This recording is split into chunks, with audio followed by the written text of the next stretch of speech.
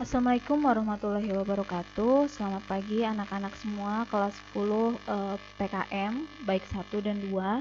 Nah, untuk materi setelah PTS yaitu ada materi tahapan siklus akuntansi.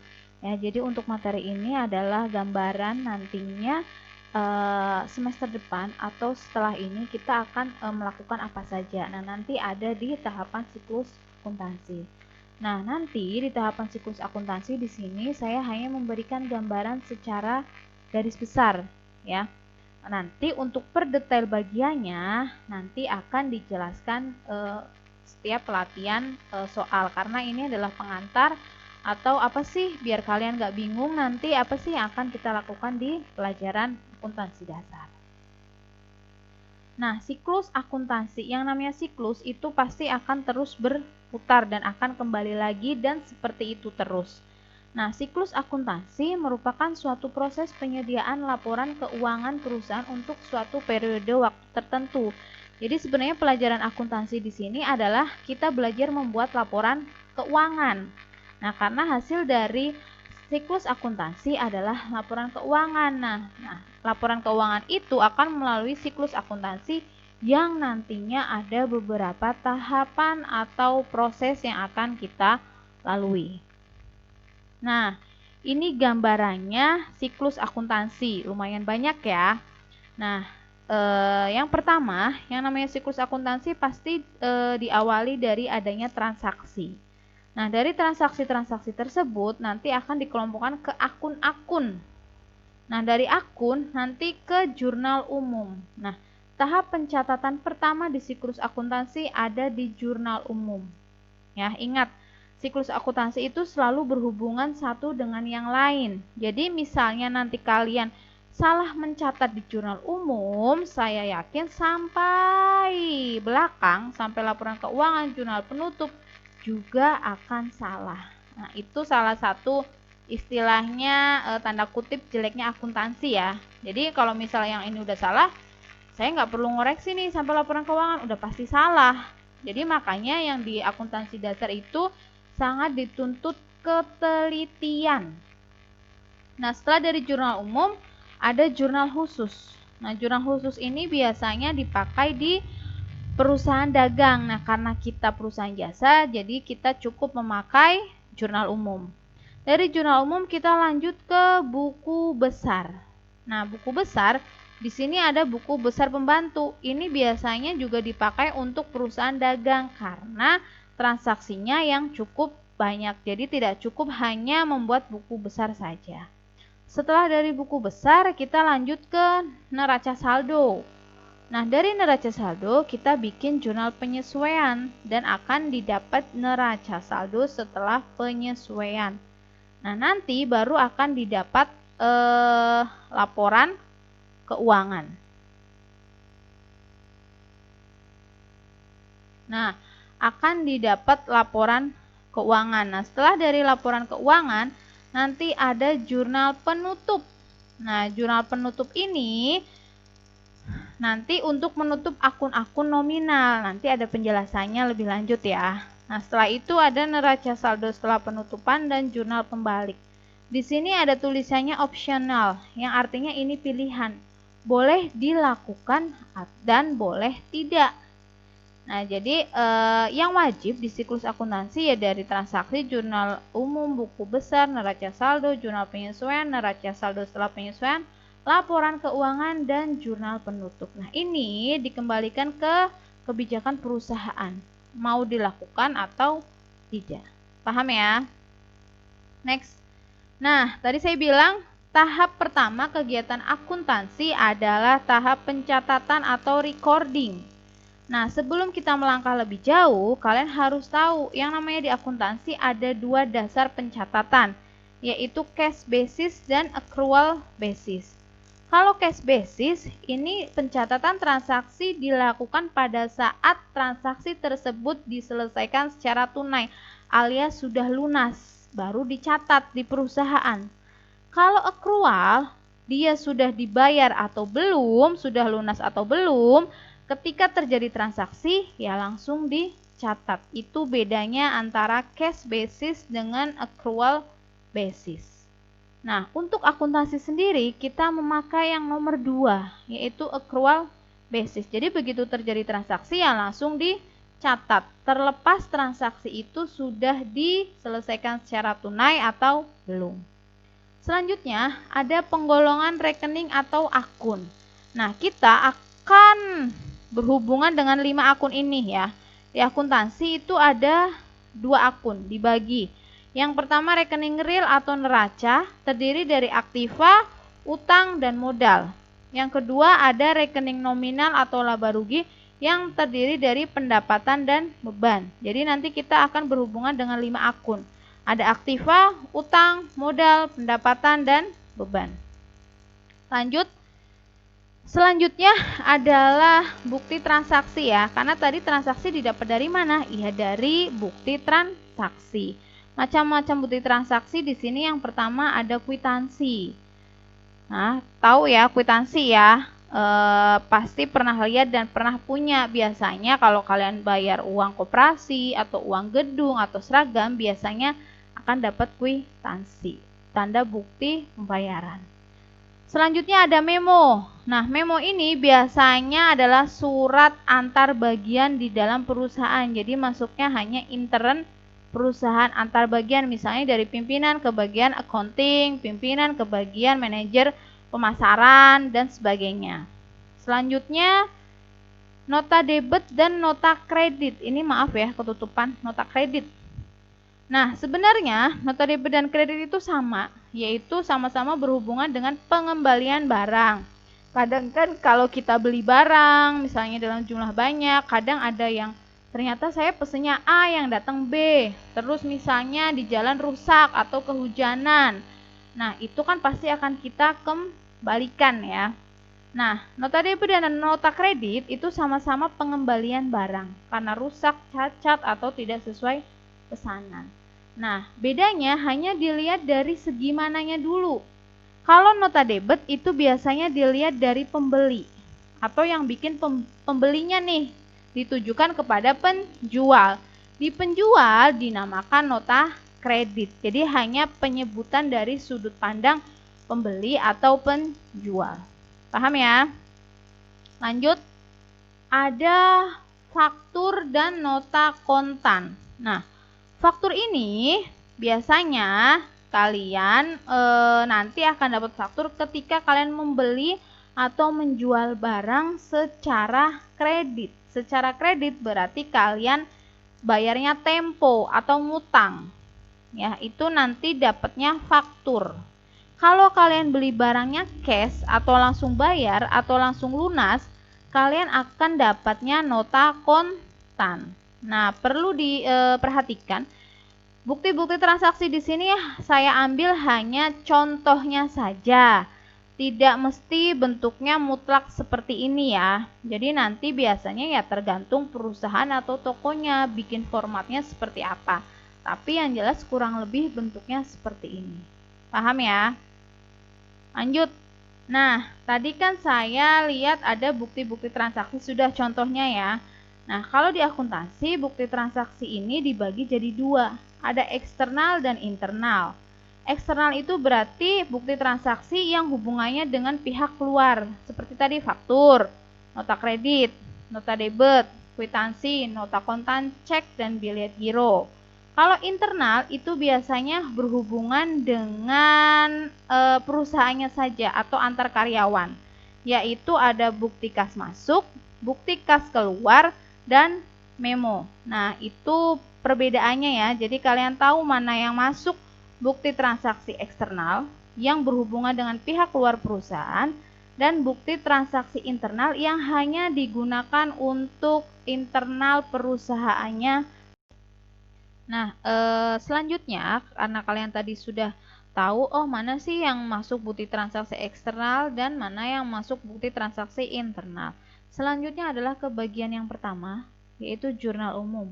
Jurnal umum merupakan media dalam proses akuntansi untuk menampung akun-akun transaksi. Tadi ya ada aktiva, utang, modal, pendapatan, dan beban. Nah, buku jurnal merupakan catatan akuntansi yang pertama, seperti tadi yang saya bilang, sehingga biasanya jurnal umum ini dikenal sebagai the books of original entry. Jadi ini dasar pertama sendiri. Jadi ketika dari jurnal umum kalian sudah salah memasukkan atau mencatat, sampai belakang juga pasti salah. Untuk fungsinya, jurnal umum ada fungsi pencatatan, memang untuk mencatat, fungsi historis, karena memang di sini ada ringkasan cerita transaksinya dari tanggal 1 sampai 30 misalnya. Fungsi analisis, karena nanti dari jurnal umum akan dianalisis ke buku besar. Fungsi instruktif, nah karena dari jurnal umum masih belum selesai, harus dilakukan perintah-perintah selanjutnya. Yang terakhir ada fungsi informatif, karena sifatnya yang bersifat informasi penting di dalam perusahaan. Nah, kurang lebih format jurnal umum seperti ini. Ada tanggal, kode bukti pembukuan, akun, keterangan, referensi, debit, dan kredit. Nah, langkah-langkah membuatnya, yang pertama jelas, harus ada yang namanya tanggal transaksi ya. Misalnya tanggal 1 Agustus 2019. Nanti tulis di sini. Selanjutnya, kode bukti ini kalau ada nomor bukti transaksinya, baru dicatat. Kan kadang kalau kalian dapat nota ada nomornya ya, ini tempatnya di sini. Kalau tidak ada ya dikosongkan. Selanjutnya, akun keterangan itu tuliskan nama akun-akun yang mengalami perubahan akibat transaksi. Contoh, misalnya Aktiva sama pendapatan ya, nanti tulisnya di sini. Nomor 4, debit kredit itu adalah untuk mengisi nilai transaksinya, misalnya 5 juta atau misalnya 10 juta. Nah, kolom referensi ini nanti biasanya dipakai untuk kode akun. Nah, nanti akan saya jelaskan lebih detail ketika kalian sudah masuk ke bab jurnal umum tersendiri. Nanti akan lebih ngerti. Selanjutnya tadi jurnal khusus ya. Saya bilang jurnal khusus ini biasanya dipakai untuk perusahaan dagang karena memang beda dengan jurnal umum. Jurnal khusus sendiri ada 4. Jurnal pembelian, jurnal penjualan, jurnal penerimaan kas, dan jurnal pengeluaran. Nah, ini jurnal-jurnal ini sesuai namanya. Berarti kalau jurnal pembelian yang digunakan hanya untuk pembelian barang dagang. Kalau penjualan ya hanya untuk penjualan. Jurnal penerimaan kas ya berarti hanya untuk mencatat uang yang masuk atau kas yang masuk. Makanya dinamakan jurnal khusus. Kalau tidak ada yang masuk 4 jurnal ini, ya berarti akan dimasukkan ke jurnal umum. Itu teknisnya seperti itu. Lanjut. Buku besar.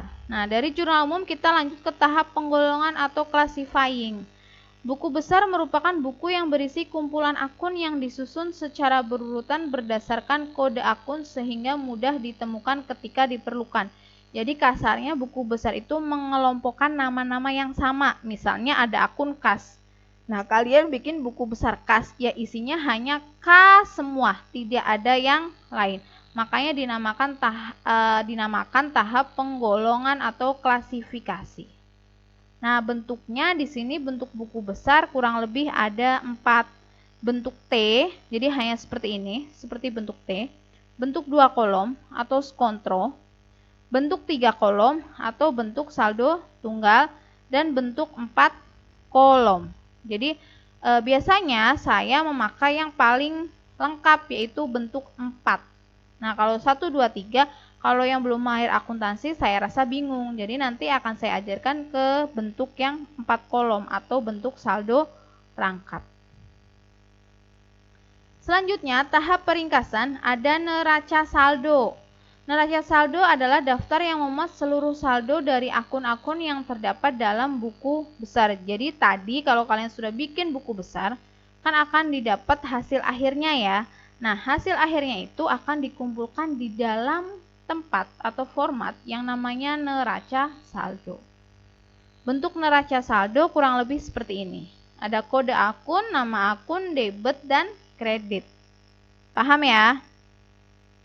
Selanjutnya, menguji kebenaran pencatatan transaksi ke buku besar melalui neraca saldo. Nah, salah satu tujuannya ya untuk menguji kebenaran. pindah buku dari buku besar ke neraca saldo.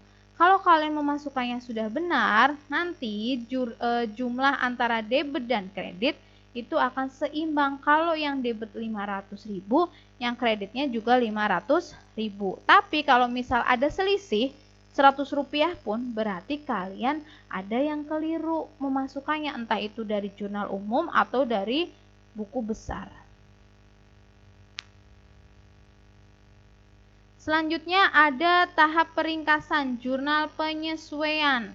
Nah, fungsi jurnal penyesuaian adalah untuk memperbarui beberapa nilai akun buku besar, sehingga akan menampilkan jumlah yang sebenarnya dari aset atau aktiva, kewajiban atau utang, ekuitas atau modal, pendapatan, dan beban perusahaan. Contoh formatnya seperti ini, hampir sama dengan jurnal umum.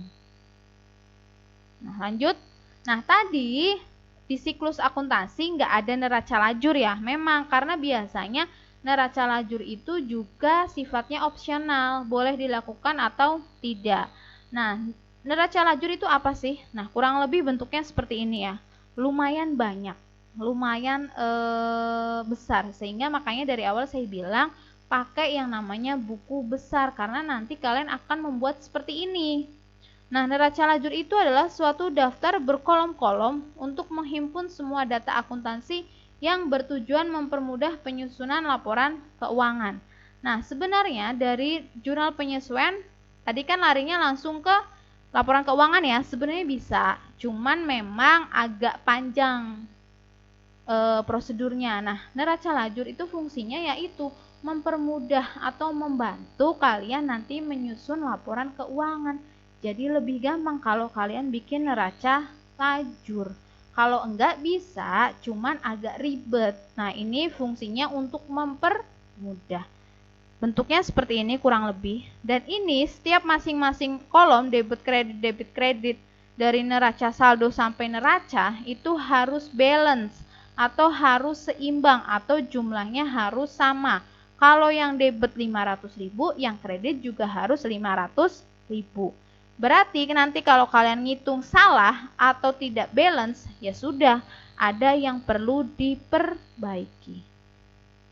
Selanjutnya, laporan keuangan. Nah, tadi kan fungsinya neraca lajur itu mempermudah membuat laporan keuangan. Tahap pelaporan atau reporting. Nah, untuk laporan keuangan di sini biasanya di akuntansi ada 4.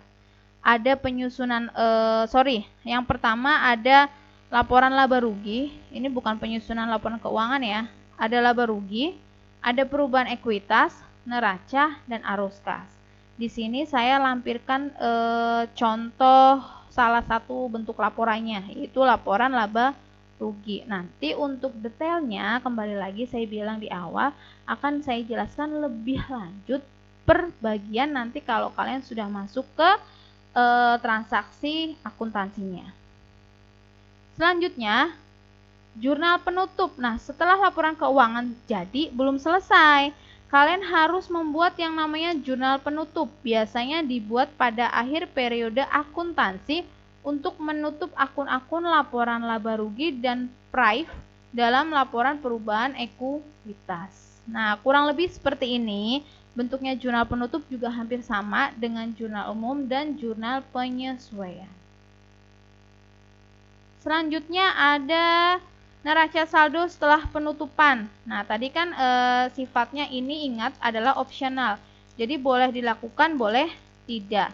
Biasanya dibuat dengan mencantumkan saldo-saldo yang tadi tidak ada di jurnal penutup. Bentuknya hampir sama malah dengan neraca saldo yang awal. Ada kode akun, nama akun, debit, dan kredit. Bentuknya seperti ini.